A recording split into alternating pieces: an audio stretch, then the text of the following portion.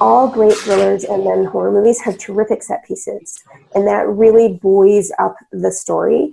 And there's no way to just have a lot of talking in that genre, either of those genres, and make the movie actually work. So for me, whenever I'm looking for movies, I want to know that there's a big sequence at the beginning of the story, and that is usually your opening, again, crisis that helps establish the tone of the movie, helps give us a taste of the world that we're in, and the lead character and what their issues are, as well as what journey we're going to go on. And then I like to have 3 big sequences, if not 4, that are holding up the body of Act 2. And all those sequences are adding cumulatively to both the external and the internal journey that our hero's going on. And then there's going to be one vision sequence in the finale that really takes everything that our lead character learned during Act 2, puts it all to work, helps them heal, and they come out of it a better, more efficient person, and the day is saved.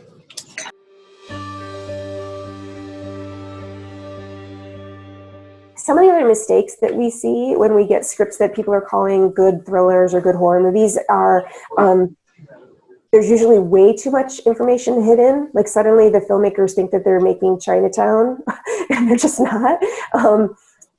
Or they reveal it in one horrible fell swoop at the end. And for us, that doesn't really add up to a smart thriller, which again, it's unraveling piece by piece through the story. Or in a horror movie, oh, if I do this, the bad guy can't do that. Or look, Susie got killed, but she got killed because she did this. If I don't do that, maybe I'll stay safe. There's information parceled out more evenly throughout a smart thriller or horror movie versus the big, jokingly, the Scooby-Doo ending where they just vomit it out at the end. And that's a terrific Agatha Christie mystery. It's just not a thriller or a good horror movie.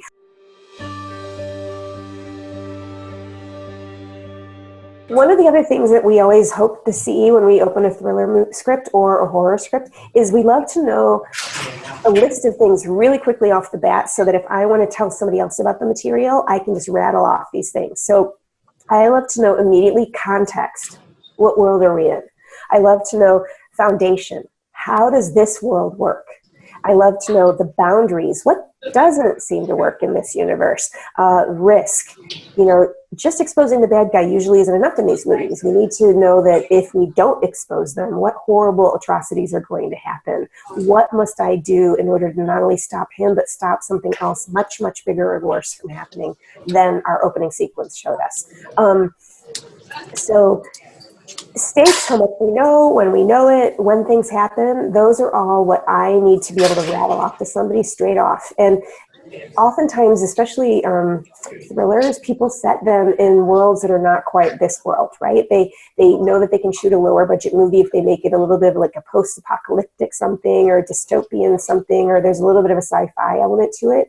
And that's all well and good. But suddenly the list that I just rattled off, the context, the foundation, the boundaries, those have to be so immaculately determined right at the beginning. Otherwise, we won't appreciate who the big bad antagonist is. We won't understand when they're pulling strings what the implications actually are. So it sounds very development bossy 101 to say, I need to know what the rules of the world are, but we really are looking for them for a real reason. And by the way, it's the very, very first question directors ask us when they are pitched an idea, like, should I take time to read this script? Tell me a little bit about the world. The sooner you know, the sooner the script lays it out there, the more quickly everybody will get on board, and then they can just enjoy the read, and then hopefully when the movie's made, enjoy the ride.